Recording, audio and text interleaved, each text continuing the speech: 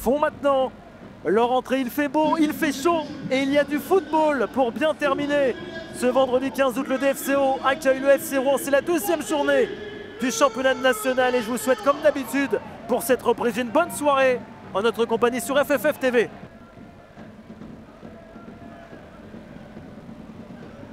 La tête de Zoran Monko vers Dominguez qui a été accroché, mais le jeu se poursuivait. Il a été trouvé. Yanis Barca. L'ouverture du score déjà. Les Dijonais frappent très fort. 1 minute de jeu seulement. Et voilà Yanis Barca qui assomme le FC Rouen. Il est allé au bout de l'action. Zoran Monko, il y a cru. Et il a servi. Yanis Barca oublié par la défense du FC Rouen. Ça fait déjà 1-0 pour les Bourguignons. Et Baptiste Ridira ont conservé une ossature solide. Le coup franc est tiré. Les Dijonais qui ont réussi encore à se servir dans la surface de réparation, mais il y a une position de hors-jeu.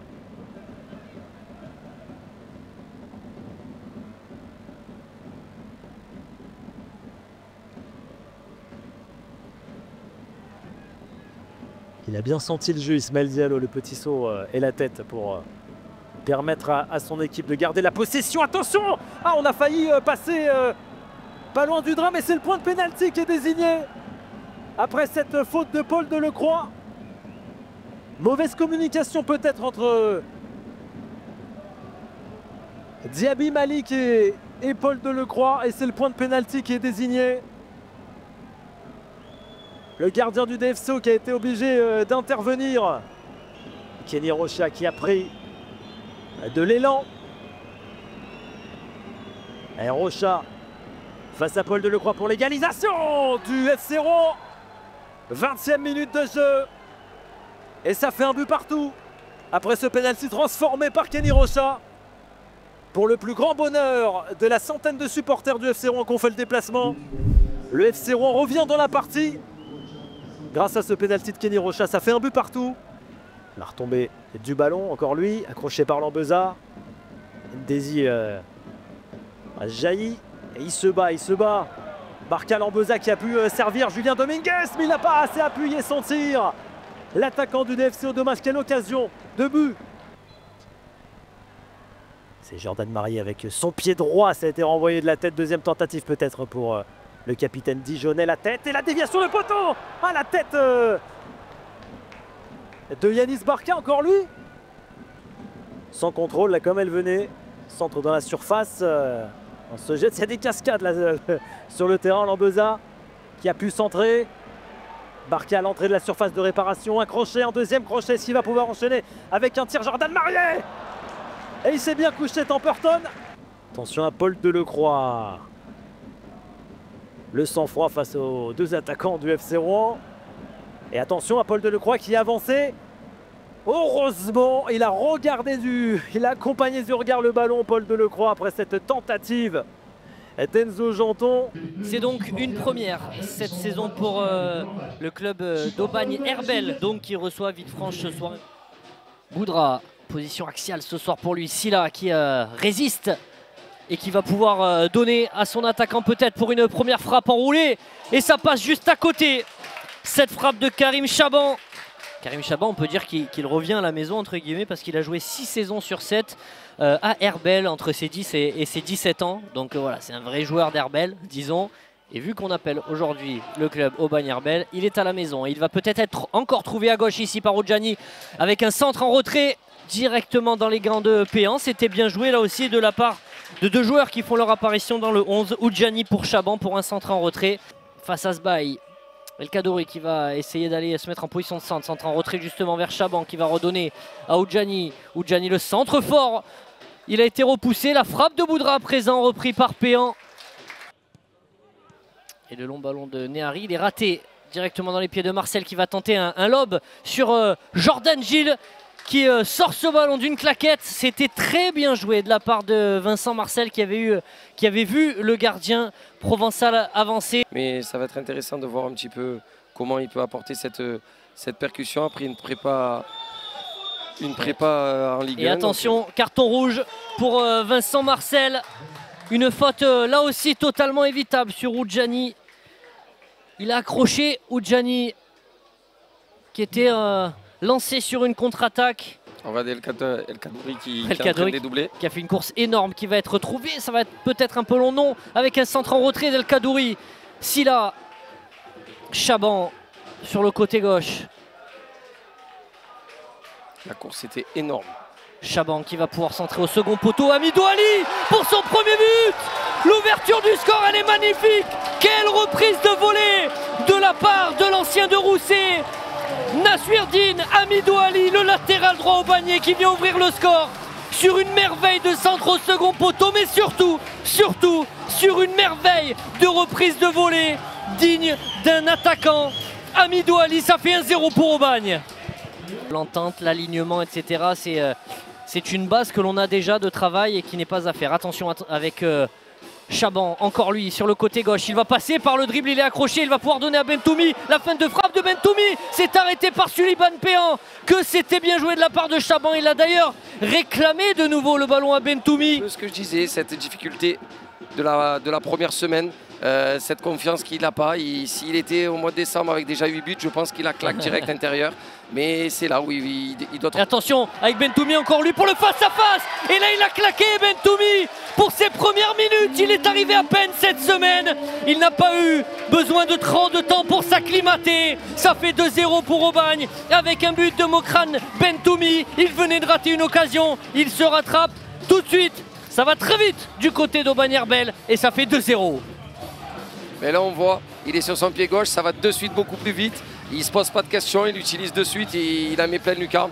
Honnêtement, très bel enchaînement. C'est très étrange que l'arbitre n'ait pas signalé cette faute. Il y a eu un tirage de maillot sur la contre-attaque.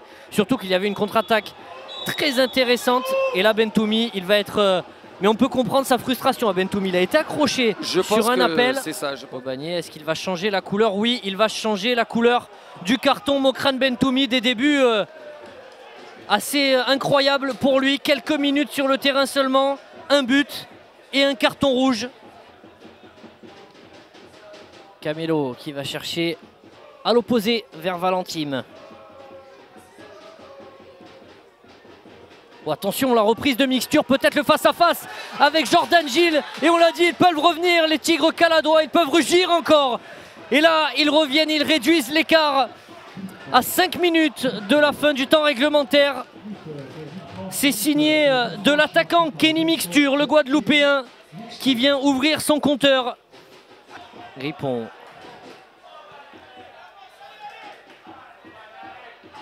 Qui va chercher directement dans la surface. Il y a un second ballon à jouer. Peut-être.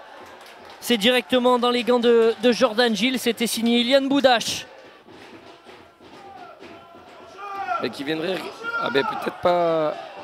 Et un mec qui n'est pas hors jeu. Il y avait deux joueurs qui n'étaient pas hors jeu. Attention, un mec il n'était pas hors jeu. Maïla l'a laissé filer.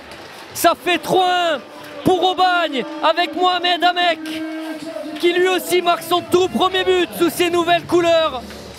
Il est entré en jeu lui aussi, comme Bentoumi. Et il vient faire parler la poudre. 3-1 pour le SCAB face à Villefranche. Il était parti de derrière les défenseurs. Maïla lui était hors jeu, mais il a laissé tout le monde filer.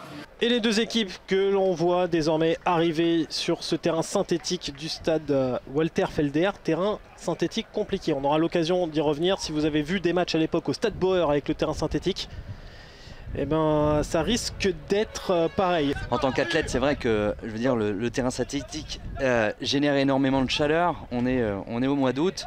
C'est une donnée à prendre en considération dans la gestion aussi des efforts. Un premier centre dans la surface de réparation pour un goléador du championnat national qui a marqué contre presque tout le monde, qui connaît par cœur ces défenses-là. Kevin Farad, le grand retour. Moins de 2 minutes, déjà 1-0 pour Fleury.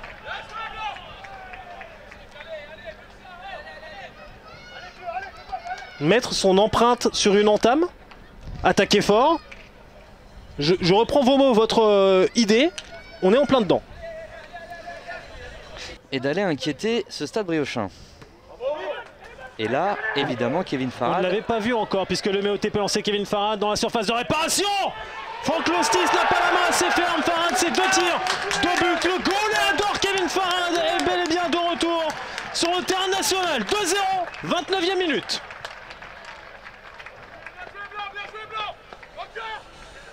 On n'avait pas vu cette équipe passer la ligne médiane depuis la pause fraîcheur. Un ballon suffit. Le Méoté, nouvelle chance à la 41e minute. Second poteau recherché, il est un petit peu gêné. Franck Le 6 peut-être dans sa surface de réparation. Il n'empêche que Vogt au second poteau est tranquille, très tranquille. Était-il gêné par des adversaires ou par ses coéquipiers qui n'ont pas pu bouger? Mais cette passivité globale depuis le début de la rencontre dans l'équipe du Stade Briochin se voit aussi sur ces CPA là. Ces coups de pied arrêtés où Vogt peut arriver tranquillement au second poteau et lui aussi s'offrir un but, son tout premier but dans sa carrière en national. 3-0, 41e minute. 3-0 à la pause pour Fleury face au Stade Briochin. C'est net, c'est sans bavure. Farad, 2e minute, 29e minute, Vogt, 41e. Une vraie démonstration d'un promu face à un autre, mais démonstration d'un promu qui n'en a pas l'air, puisque ce garçon qui a mis un doublé est quand même à plus de 100 matchs dans cette division. C'est ce qu'on attendait de Fleury. Est-ce que les briscards de ce championnat répondraient présent? Après 45 minutes plus 3, la réponse est oui. Eh ben, c'est ancré dans le marbre. Je pense qu'on peut changer de paradigme. Il le dit très bien par rapport aux statistiques qui démontrent que, avec le nombre de matchs qu'il a fait, il a été très peu remplacé, peut-être une fois, comme il l'a dit. Le Méoté, oh, le petit pivot pour Lavigne. Encore un super arrêt de Franck Le 6. 55e minute. L'expérimenté gardien Griffon continue de sortir les arrêts. Le lever à longue distance. Le show Le 6 en 10 secondes. Ouais, mais on sent aussi des clubs qui sont construits avec le temps. On le voit avec le FC Fleury hein, qui a passé des années et des années à courir après en effet cette montée. Galloune dans la surface de réparation et 2-4. Et une première aussi pour ce garçon. Arrivé cet été de Balagne. Khalil Ganoun vient s'offrir, oui, son premier but avec Fleury, son premier but en national, le tout pour ses premières minutes avec ce maillot dans ce championnat. Si ça c'est pas une réussite, si c'est pas un début parfait, je veux bien qu'on me l'explique. 4-0, 71e. Oh, Yao pour tenter quand même un petit peu de profondeur avec Ntoumi. Oh là, il n'y est pas du tout sur son duel Karamoko. Le pénalty évitable et ça c'est une fin de match nationalesque où tout se passe très bien jusqu'à un duel qu'on négocie pas bien, une erreur de concentration, un duel à l'épaule mal géré. Et malheureusement pour Fleury, heureusement pour le Stade Briochin, il y aura cette balle là de réduction de l'écart. Conan Alette, 89e minute, balle de réduction de l'écart ou de clean sheet. C'est une balle de réduction de l'écart pour des Briochins qui certes ont été menés, dépassés dans les grandes largeurs sur la partie, mais qui ont gardé cette idée-là d'aller chercher un but, d'aller provoquer, d'aller bousculer Fleury. C'est fait et la récompense arrive logiquement à la 89e minute pour Conan. Ce match entre Sochaux et Orléans dans des conditions quasiment parfaites. Alors il y a effectivement hein, cette température, on est à peu près à un petit peu moins de 30 degrés, il fait lourd ici à Bonal. Et voilà Kous chassé par Masson, transfuge de Valenciennes, premier bon ballon pour Fadel Koumissi. La première frappe et l'arrêt d'Alexandre Pierre et la première alerte, le premier avertissement sur le but sochalien. Une belle frappe de la part de Fadel Koumissi avec ce beau blanc. Et ces inscriptions dorées, attention avec ce lob tenté de la part d'Aymen Boutoutaou qui ouvre le score sous sa tête, énorme erreur de la part de Charlie Jean. Aymen Boutoutaou qui ne se fait pas prier et qui l'ajuste pour ouvrir le score, déjà 1-0 pour le FC Sochaux-Montbéliard. Ouais, Charlie Jean tête basse, on ne le voit plus là sur ce plan festif où on voit les Sochaliens célébrer leur but, il sait qu'il est coupable. Qui donne son coup de sifflet, c'est parti, Youssouf premier poteau, c'est un ballon qui traîne et qui est repercuté par qui? Par évidemment Mathieu Pébernès qui vient donner 2 buts d'avance à sa formation sur ce coup franc. Alors est-ce que c'était travaillé peut-être, mais ça n'a pas l'air. En tout cas on va voir quel sera le débrief, mais en tout cas la passe décisive pour Youssouf et le but a priori de la cuisse ou du genou pour Pébernès. Ça fait 2-0 déjà pour le FCSM. Cette perte de balle de l'ancien Nancéien. Allez, bon ballon pour Fofana qui est parti dans l'espace, dans le dos de Obiang. Il a le seul Joko dans la boîte. Allez, le bon centre au cordeau pour Capite Joko qui a inscrit le 3e but sochalien. Magnifique cette action qu'on reverra tout à l'heure, tout est parfait.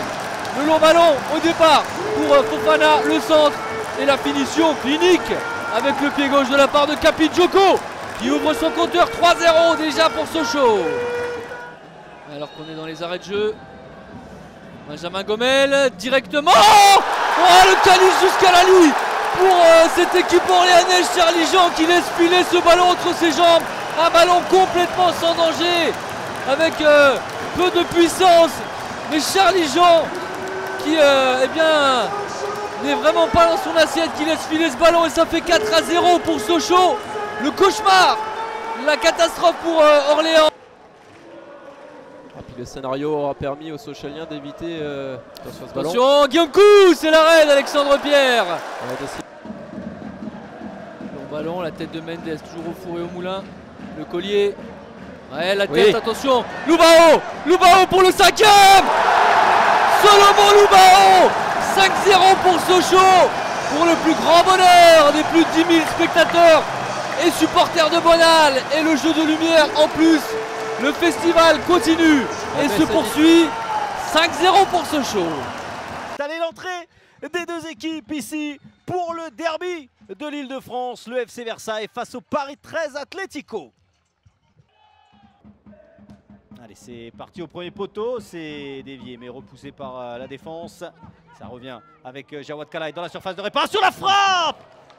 Voilà le premier tir de ce match signé Jawad Kalaï. Ça passe au-dessus, mais quelle occasion il se l'est créé tout seul. Et la récupération de Soumaïla Traoré qui n'a pas tenté tout de suite. Ce qui était un peu isolé quand même à la récupération. Houchen, lui, va trouver Mathias Fischer sur le côté gauche. On réclame du soutien. Le ballon pour... oh, la belle frappe! Oh, quel but de Cédric Ozzumo!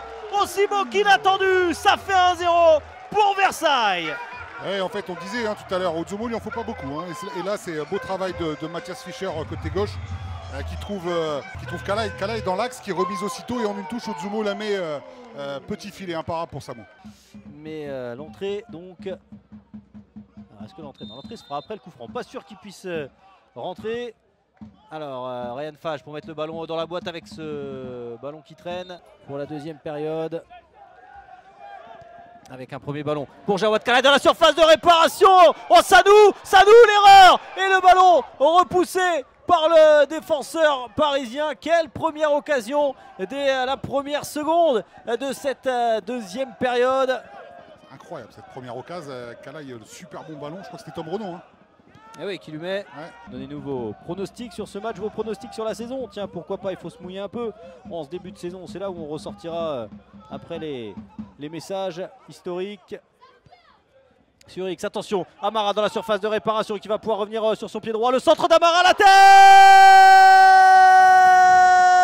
L'égalisation du Paris 13. Le numéro 9, Aaron Zinga qui répond à Cédric Ozzumo. Ça fait un but partout. Ouais, là encore, je disais tout à l'heure, Amara qui aime taquiner le ballon, qui aime aller provoquer. Là, c'est ce qu'il a fait. Il est rentré surface et le petit dribble enchaîné avec son centre et Zinga derrière qui met sa tête. Malheureusement pour lui, je crois que c'était tête contre tête avec Moussadek, me semble-t-il, non? Un peu sorti là des limites du terrain, juste en dessous de nous, mais Madame Jourdain qui n'a rien dit. Attention, Shelton Guillaume encore dans la surface de réparation, la frappe et cette fois l'arrêt impeccable de Germain Sadou. Encore Shelton Guillaume, cette fois du pied droit pour Versailles ou pour le Paris 13 Atlético. Si c'est avec Traoré. Ça attaque en nombre côté Versailles là, pour essayer d'aller mettre le second but. Avec Romain Basque, avec Houchen, peut-être là maintenant, Ali Houchen, le ballon, le centre repoussé par Témanfo. Romain Basque, il est capable de prendre ce ballon, il préfère trouver Mathias Fischer. La remise avec Shelton Guillaume. Ça fait 2-1 pour Versailles au bout du bout, 90e minute.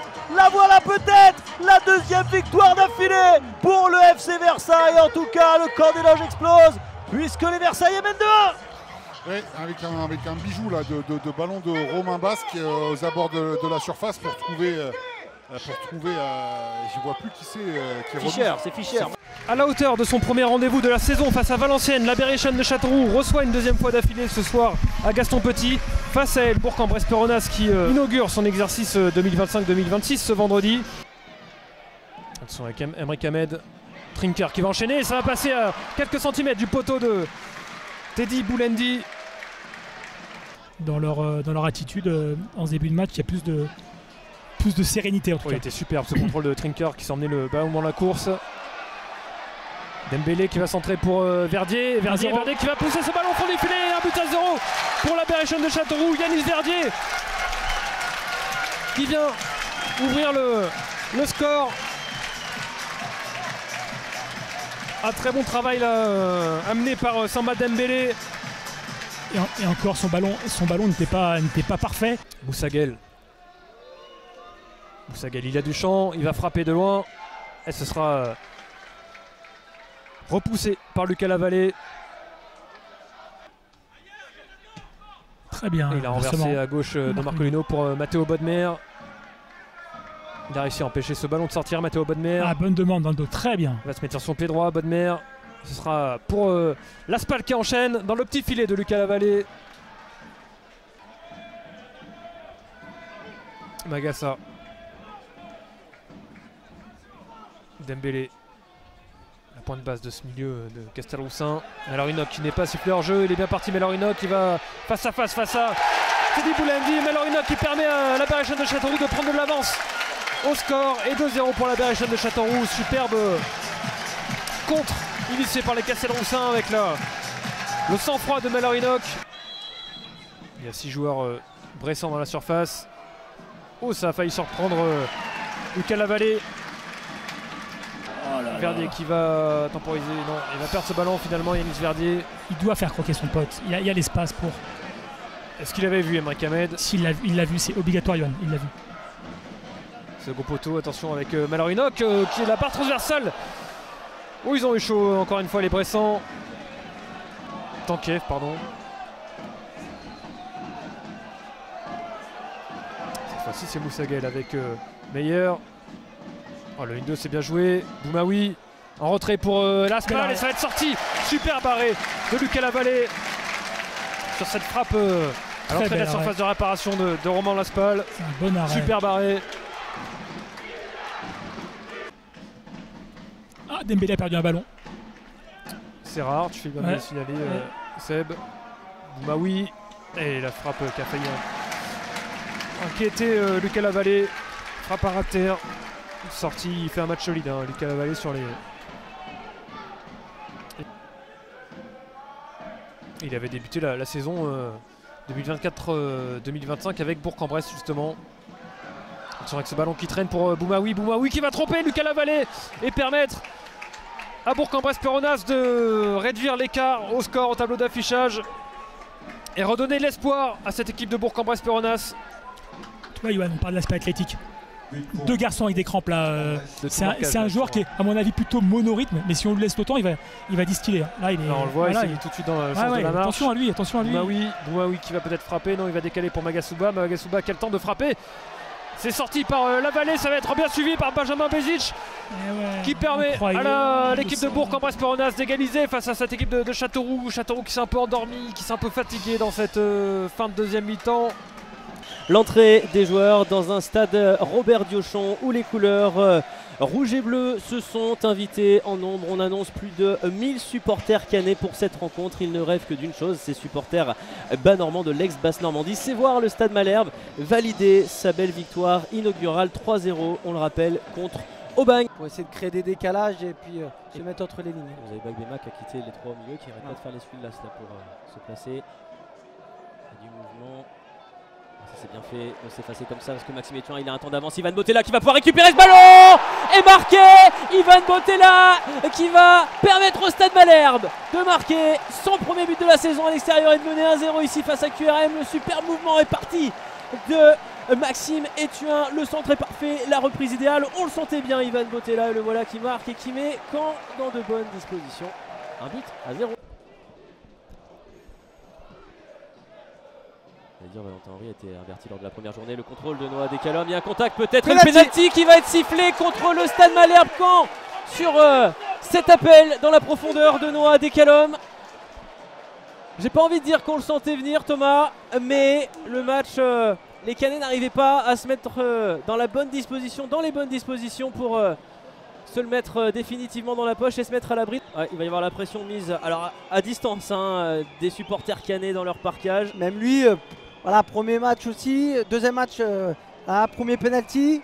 On va voir comment ça va répondre Mehdi Moujetski face à l'expérimenté Anthony Mandrea. Dans les arrêts de jeu, donc il est sorti du banc, il a 21 ans. Mehdi Moujetski, c'est l'un des nouveaux visages à découvrir dans ce championnat national. Il a l'occasion de marquer de son empreinte cette première rencontre à domicile, ce premier derby de la saison. Mehdi Moujetski face à Anthony Mandrea. C'est touché, mais c'est au fond. C'est dedans. Mehdi Moujetski, 91e minute, qui permet à Quevilly, Rouen Métropole, de revenir face à un Stade Malherbe qui a sans doute trop reculé. Il se prend la tête dans les mains, Anthony Mandrea, l'international algérien qui était à deux doigts d'être le héros de la soirée. Mais c'est bien vers un partage des points finalement qu'on se dirige ce soir au Stade Robert Diochon. En tout cas, s'ils veulent l'emporter les Canets, il serait bien avisé de voir Belkacem Dali Amar, le transfuge de QRM. Attention sur le coup de Perreté. Jouer un bien mauvais tour à ses anciens partenaires. C'est frappé dans la bonne zone. C'est stoppé par Kane Bonvi. Ça va peut-être revenir au fond des filets. C'est compliqué, la faute finalement de Brahim Traoré sur Noah Dekalom. Dans une autre surface, il est foudrage. Brahim Traoré. Ken Bonvi qui fait l'arrêt du match, je pense, là, pour tenir le score à QRM. Voici les joueurs qui entrent sur la pelouse. Cette deuxième journée, c'est déjà un match et un test intéressant. Valenciennes, qui n'a gagné que 6 matchs à domicile la saison passée, doit montrer sur le terrain ses ambitions. Du côté des Poneaux, c'est le premier déplacement, l'occasion de se jauger dans ce championnat national. Et ça joue pour les Valenciennois, où ça joue vite. Avec ce ballon sur le côté gauche pour Kylian Kouakou. Joueur qui sera à suivre. C'est la première fois qu'il est aligné en attaque. Lui qui, en 7 matchs la saison dernière, avait marqué 2 buts. Bagdadi en position. Oh, la première frappe, elle est au-dessus du but de Mathis Carvalho. Avec ce petit ballon, jeu de transition avec Sreder Apoua. Apoua qui joue beaucoup dans l'axe, alors que l'année dernière, on l'a vu beaucoup sur le côté. Ouais, côté là-bas. Été pour la deuxième saison par Palerme, équipe de série B. Elle balance sur le côté gauche. Elle coupe, qui peut centrer sur Bagdadi. Bagdadi qui frappe le poteau. Il y a d'abord la main du portier Mathis Carvalho. Il me semble que c'est le poteau qui a repoussé ce ballon et ça sera un corner. Attention, le ballon de Fati. Fati a failli le perdre.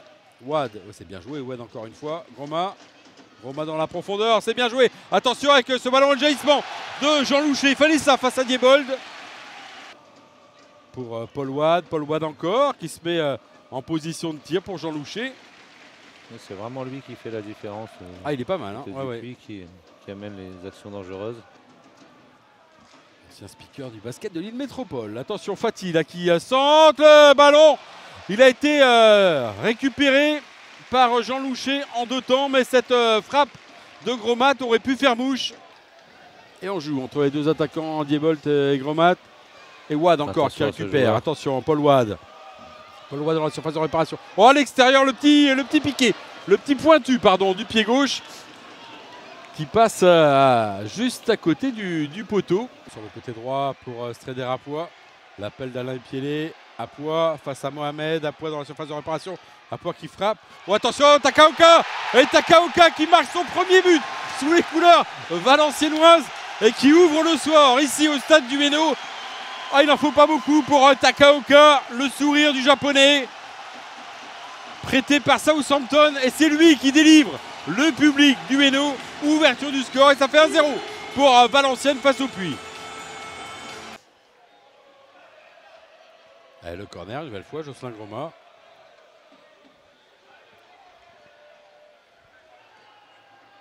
Ah, le corner est bien tiré, l'égalisation. Oh, l'égalisation dans la foulée par le numéro 5 Zogba, lui qui avait remis le ballon pour Takaoka il y a quelques instants pour l'ouverture du score. Et bien c'est lui qui égalise de la tête. Ah, ça n'a pas traîné. Dans la foulée de la tête, il trempe Jean Louché et ça fait un partout désormais au stade du Hainaut. L'appel de Groma. Et Boulekcha qui attend avant de jouer cette touche. Voilà, Boulekcha qui l'a joué, a remis ce ballon dans l'axe. Diomandé qui a jailli au Diomandé. Le ballon dans la profondeur pour Takaoka. Takaoka encore. Takaoka qui frappe et Takaoka qui met un doublé. Qui redonne l'avantage à Valenciennes. Oh, quelle fin de match. Et Takaoka qui marque ce deuxième but valenciennois et qui redonne l'avantage au VAFC.